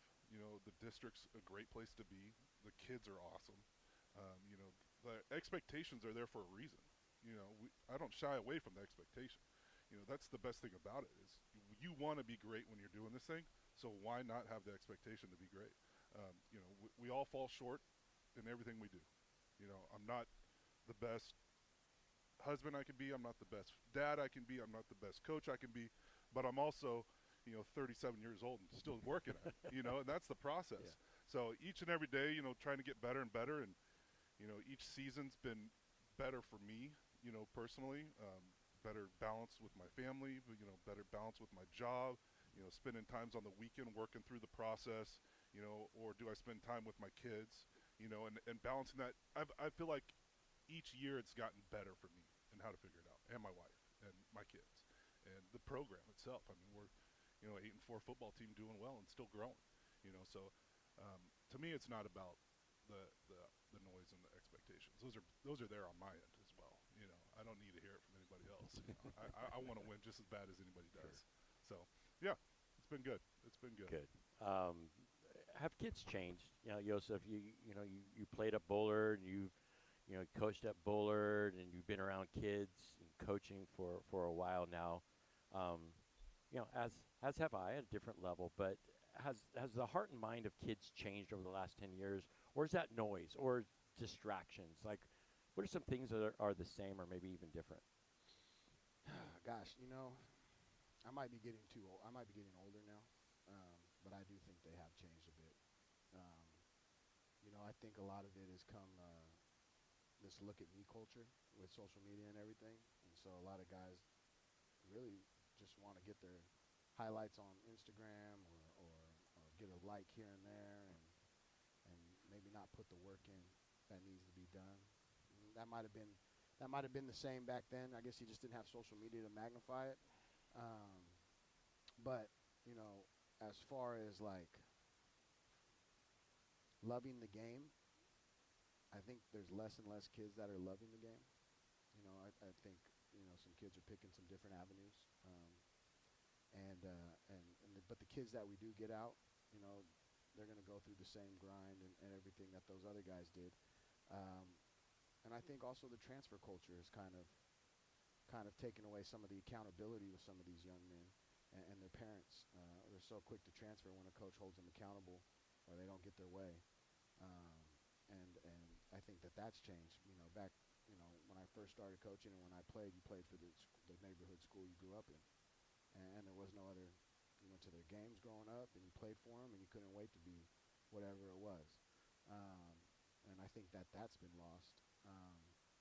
But the kid is still hungry for leadership, still hungry for structure, and is respectful to authority when people. Now, you got to show you care before they care what you know. You know what I mean? And back when we played, it didn't. We didn't care. It didn't matter if our coach cared. We were going to respect him no matter what, and whatever he told us we were going to do. Now you got the relationship aspect of it. It has to be a little bit more intentional, which is great, I think, for kids. But in that sense, that the game has changed and the kid has changed. That you have to build a relationship with these kids if you want to hold them to the standard and the accountability that is needed for this sport. And so that's a good change, I think. But that's a definite change. But yeah, I don't know. What do you think, Wood? Yeah, kids change. I feel like it's about a 5-year cycle. There's different mentality. Something changes here or there, and but if it's about the process, it's about us growing as well and figuring that out. You know, and it's a trickle down effect. I feel like from the flashiness of the NFL to the college kids getting paid and transferring left and right. It all kind of trickles its way down into the vision of what these 16-year-old kids are seeing, and what their parents are seeing. They're seeing, oh my gosh, this 18-year-old kid going to college getting paid $1 million. That's my son. And though that is really cool to think about and dream about, the reality is there's not many. There's not many getting there. And they didn't get there from transferring somewhere else. They got there from working their tail off and showing what they have. So, the transfer things, it's frustrating to see. Like Joseph said, you grow up in a community with your best friends, playing football since you're in 5th grade, if that was the case, and you get to play through you're 18 years old, because you're not going to be able to do that ever again. You're not going to be able to play with your friends anymore. Right. Football is a game. When it's done, it's done. There's no strapping it back up when I get home on Thanksgiving break. It's fun to throw the ball around, but that ain't it. Yeah. So the grind it takes to be a good football player, I don't know why you wouldn't want to do it with your best friends. It's a really cool sport. I think it's the best sport. Obviously, that's why we do it. But it's not something that you just put away and pick up and move somewhere else to win a couple more games, or to get a scholarship that you think you might get by going somewhere else. But those things are all done based off of work ethic and showing up on film, and some of your measurables, your height, your weight, some of the things that God gave you. But at the end of the day, you're not going to get more from going somewhere else. That's not how it works, Has scholarship chasing become a big issue? Right? I mean, Twitter, I hate it when I see stuff on Twitter. Uncommitted, right, and stuff like that. I hate that stuff. We always see it, blessed to receive an offer, and you should be blessed. But at the end of the day, you're blessed to play the sport. You're blessed to show your talent. You're blessed that people are watching you. You're blessed to have an opportunity to go to college, which is great. And with the chasing, I'm not mad about kids wanting scholarships, because I think everybody wants to take that next step. What's frustrating to see sometimes is the kids that want the Division I offer. They want, if I don't get a Division I offer, I'm not playing ball anymore. Yeah. Well, then you don't like ball. That's what it is. Let's say it how it is. There's places and opportunities for everybody to continue playing. All different levels. Probably 60 to 70% of a roster can find the ability to play on from high school. Whether it's D3, D2, NAIA, JUCO. There's a lot of avenues and different places to go to continue to play if you want to play. So it's just how much do you love the game, and I think that's the biggest part. So if you love it and you grind at it and you put good things on film, you're going to find a home, somewhere if you want it. Is that what you're seeing? Yeah, no, I agree 100% with that. I think a lot of these kids, even when they're in middle school and they're trying to, if they're going here or they're going there, they're like, well, I'm going to go here because I have a better chance of getting a D1 offer, or I have a better chance of getting a scholarship, which is honestly the most ridiculous thing ever. If you are that good to where you can get an offer, your film is going to speak for itself. Your resume is your film, and that's going to happen anywhere. I mean, the Kendricks at Hoover, look at them. They're in the NFL. There's just story after story. And it's just sad. And, some coaches play into this narrative. They go out there and they sell this dream to these families. And that's fine. That's what they want to do. That's what they want to do. But let me tell you this. I promise you, if you are that good, you will get noticed no matter where you go. No matter where you go, you'll get noticed. And so to transfer just to chase a scholarship, or to choose a high school out of middle school just because you think that's how do you know that coach is going to be there? How do you know how do you know you're going to play at that program? I mean, I don't know. I want my kids to play for me. I want my Garza kids to play for me and growing up. Feeder programs, to me, right? You see the pop-up circumstance, right? Every program has a feeder program. You see the kids in their jerseys. That should mean something. Oh yeah. They should look out there and see the Buchanan Bears run on the field and say, "Man, those guys look big." Those guys look awesome. I want to wear that helmet one of these days. Yeah, right? we got a funny story. So on Fridays, on game days, we try not to overload them with too much film. So we'll have some meetings here and there, and oftentimes kids will come in at lunch, and we want to watch something else besides the game we're going to play. We don't want to overthink this thing, right? We put enough time in. So a few weeks ago, kids come into the office, and we put on one of our coaches we just hired on, who's a former Buchanan football player. So they pull up his highlights. Let's watch his highlights from Buchanan. And we're sitting there watching his highlights, and the next video was an interview after a game. He had, I think, 4 interceptions that game, and so he's pretty big deal. And in the interview, you got 3 Buchanan kids that are currently on the team playing catch in the background, running up to the camera, back and forth, and that's what it's all about. They grew up in this community. They were at our games, they're on the field playing catch after the game, and now they're living that role themselves. So that's really the coolest thing about it. That's awesome. I love hearing that. Yeah. You got some more thoughts about that, Yosef? Just the community atmosphere. I know you're building a brand, right? I mean, there's probably still people out there, Justin Garza, like they're not even sure about the program and what it's about. Right. So it's fun being at the start of something, and it presents a lot more challenges than being at an established program to start something. And I've always said it takes a certain amount of courage, it takes a certain amount of grit to be able to start something from the ground up. And so the people that are involved in what we're doing in our community, I got a lot of respect for and loyalty to those people because there's been a lot of guys that don't want to come to the beginning stages of this because they can go to another program that has had success. And so it takes courage. It takes some grit and takes some trust to kind of build something up because there's going to be a lot of bumps in the road, and you get a lot of adversity. But to me, adversity is just an opportunity to do something great. And so what we're building at Garza, we're building our little own community within that Central Unified School District. And Central East and Central West, Central West has been around for 100 years, and then Central East has had so much success. And rightfully so. And so we're just excited to kind of cut out our little neighborhoods and start building our tradition and building our feeders and really getting our guys in the community. And so it's fun to see. There's a lot of houses developing out there, and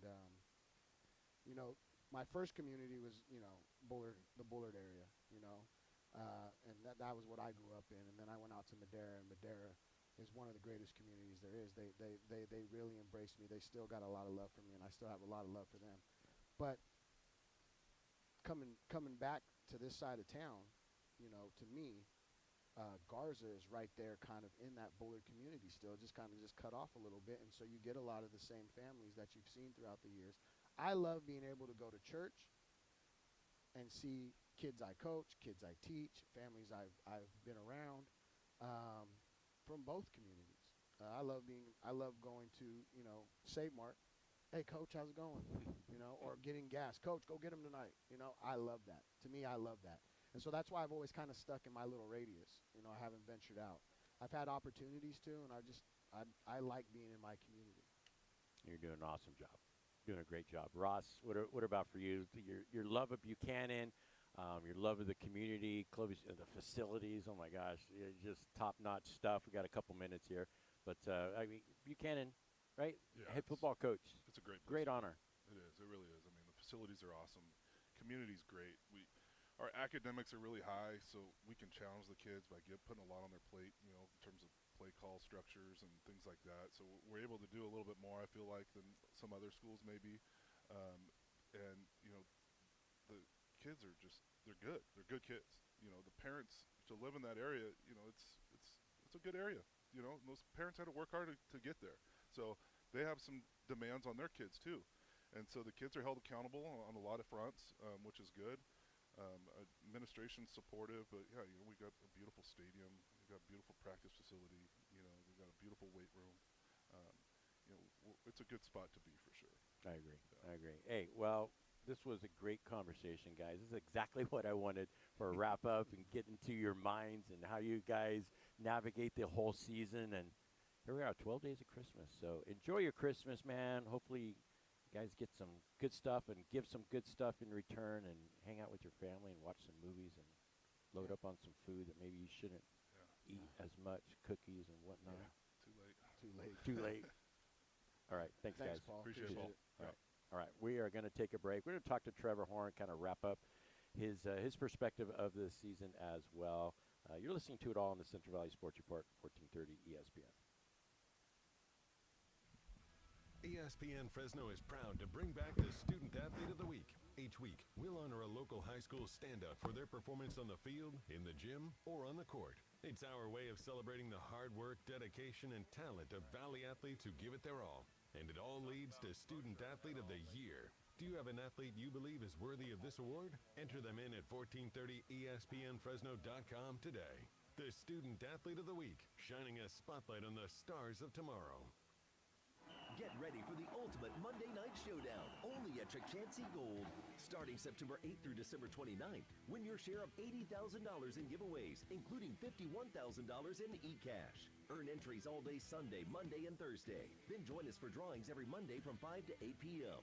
Swipe your rewards card during the game inside Firehouse Lounge for a free entry into over $28,000 in prizes, including football gear and more. Game day starts here at Chakchansi Gold. Want to work somewhere fun, flexible, and rewarding? Me and Ed's is hiring. We're looking to expand our team with full and part-time positions at over 40 locations. Join our growing company as a delivery driver or valued team member today. For more information on job descriptions or to apply, go online at meandeds.com or visit your nearest location. Me and Ed's is hiring. Fill out an application. Reindeer on the roof, Jack Frost out front. Fresno Ag has All right, everything Paul, we to got get him you on. holiday ready. All right. Wrangler Did and you get Trevor yet? clothes, gift-worthy grills. Yep, I already got Cool. Trevor. Frozen All right, and country it was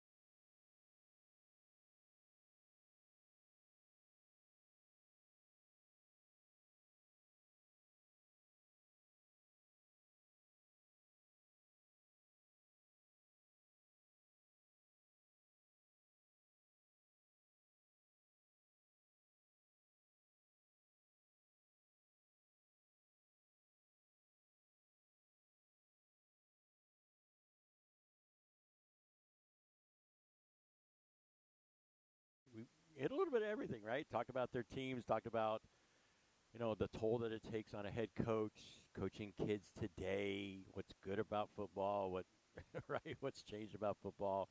Yeah, good stuff. Good stuff for the final show of 2025. This is crazy. This football season especially has really flown by. I don't want to forget cross country. Got to mention Buchanan girls won state last week at Woodward, placed 17th at the Nationals up in Oregon.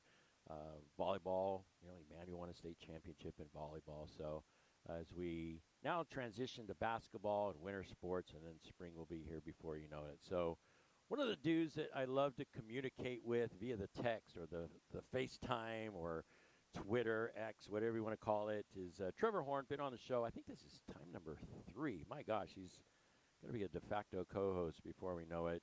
Trevor does an amazing job down there in the Bakersfield area, Kern County. Trev, what's going on, my friend? What are you looking at right now? Where are you standing? What are you looking at?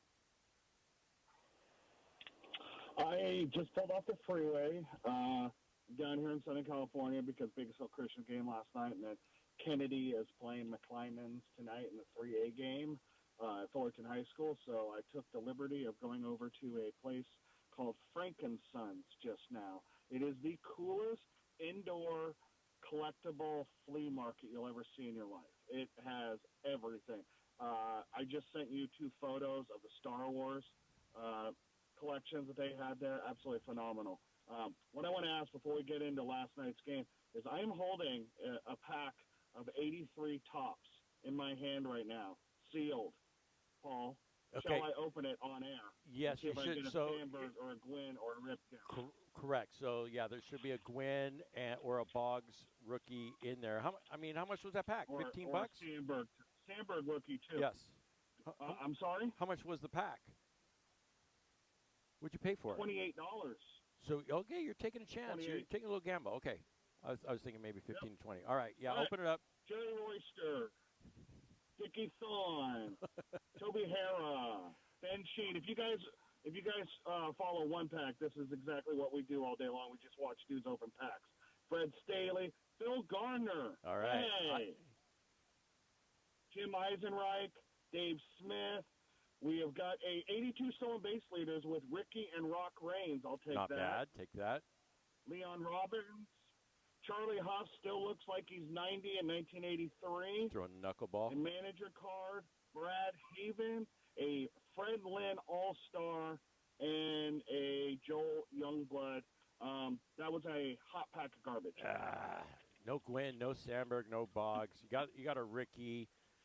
Who's no Ricky with? No nothing. All right. You got Toby Ricky Hara. with Rock Reigns. Okay, and Rock Reigns. All right. Little trip down nostalgia. And a Fred Lynn All-Star. Okay, not Fred Lynn horrible. All-Star. I'll take it. Yeah, probably $3. You know what? When you go to things like that, you and I both know that some of the greatest fun you can have is just opening packs. Because I also am with a bag. I also have a box of 88 Donruss that I bought for $20 for the whole box. So I'm going to have fun with that when I get back to town tomorrow. There'll be some Hall of Famers, but remember, that's considered the junk wax era. So, yeah, $20 is about the right price. I'm fully aware of how monetarily worthless. The fact that I get to reopen those packs like I'm 10 years old again, priceless. There you go. Hey, good stuff, man. I'll check out those pictures in just a second. All right, what's the best way to sum up last night's game? I watched most of it on the NFHS network. Oh gosh, Bakersfield Christian so close. Do you think there's some regrets? Like, what was kind of the mood after the game? Like, my gosh, we just were so close. Well, from a reporter's standpoint, thrilling. From a coaches and players and parents and administration and cheerleader standpoint, heartbreaking because of the way that it went down. Bakersfield Christian, I'm not even saying arguably anymore, in the greatest season in that program's history, they were 13-0, playing a Division 1A section finals, beating the snot out of Liberty, at home last week against La Habra. They looked dominating, and against an incredible St. Mary's team. And you think about everything that the city of Stockton is dealing with right now, and the fact that the Rams were playing, just days after probably the biggest shooting tragedy in that city's history. They're down there, fighting for the community, right? So you give it up to the St. Mary's Rams. They played a heck of a game. But Bakersfield Christian was right there in it. They were down by 10, about 7 minutes left in the game. They're able to get it within 3. St. Mary's has the ball with, 5 minutes left, and they're driving down the field. They get to about their own 40, and they got a 4th and X or 3rd and X at this point. It's a throwing situation. They complete the pass, and instead of falling down with 2 minutes left in the game, the Bakersfield Christian, out of timeouts, their wide receiver decides to fight for more yards that are absolutely meaningless at that point. And within that whole situation, the ball gets stripped out of his hands, and the Eagles get the ball back with 2 minutes and 4 seconds left at midfield. Lincoln Adame, senior quarterback, 395 yards passing, by the way, last night. Beautiful loft pass into double coverage to Michael Smith, who had 10 catches for 204 yards last night for BCHS. Catches it at the 5. Eagles have the ball, no timeouts. They try to run the Wildcat with Arnez Lee, the sack master, who's been kind of Mike Allstott in the offense lately this season.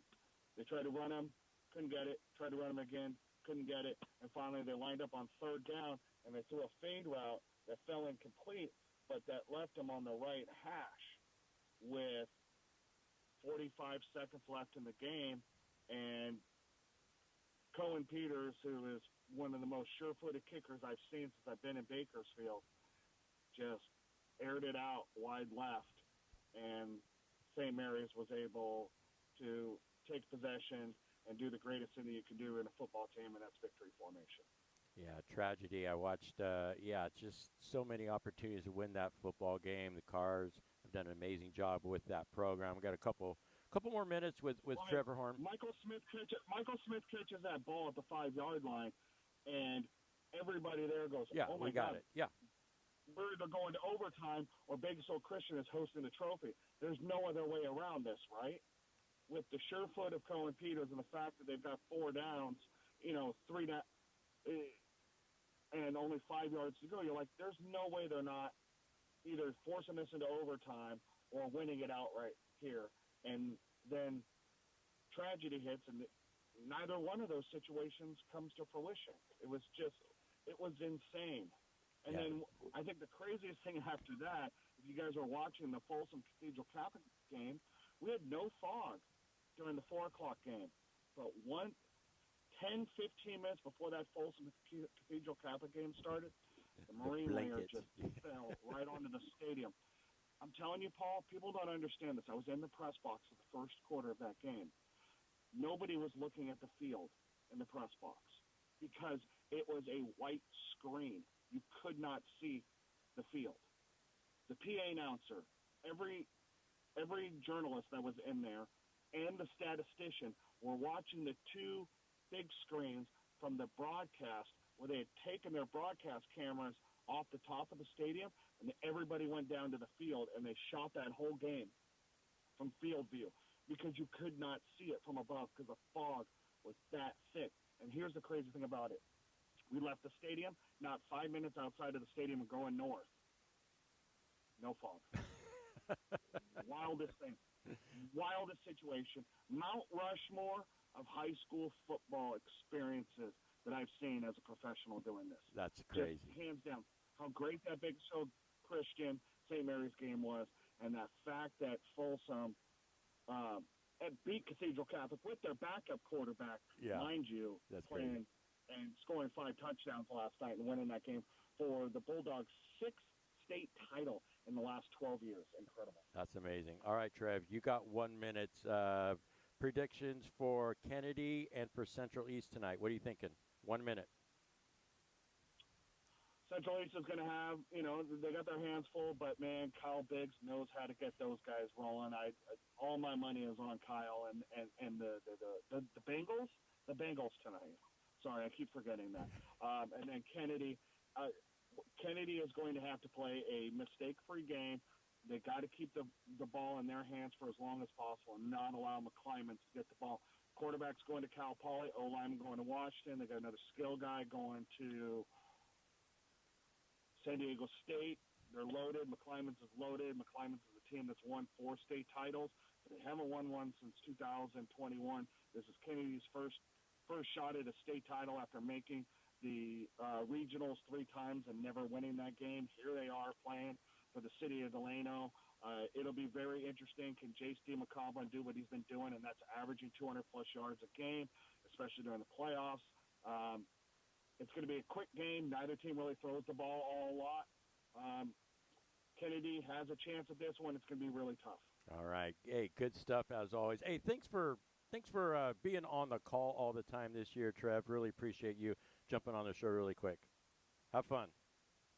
Hey, it's lunchtime. I'm going to Buca di Beppo. See you All later. right, go for it. All right. Hey, that is a wrap for 2025. Thank you guys for listening. Really appreciate everybody out there. Of course, huge thanks to First String Sports. Thanks to Phil and Jerry Luna for giving us the opportunity to bring you guys high school sports. Thanks for Ryan. Thanks for Sean for being here on these Saturdays and getting everything going, setting up the tables for us. Also, thanks to guests today, Troy Brown, Tim Carey, Ross Wood, Yosef Ferris, and for Tanvir for producing the show. Have a great Christmas break, everybody. A Happy New Year, and we'll talk to you in 2026. We started like you, a small team.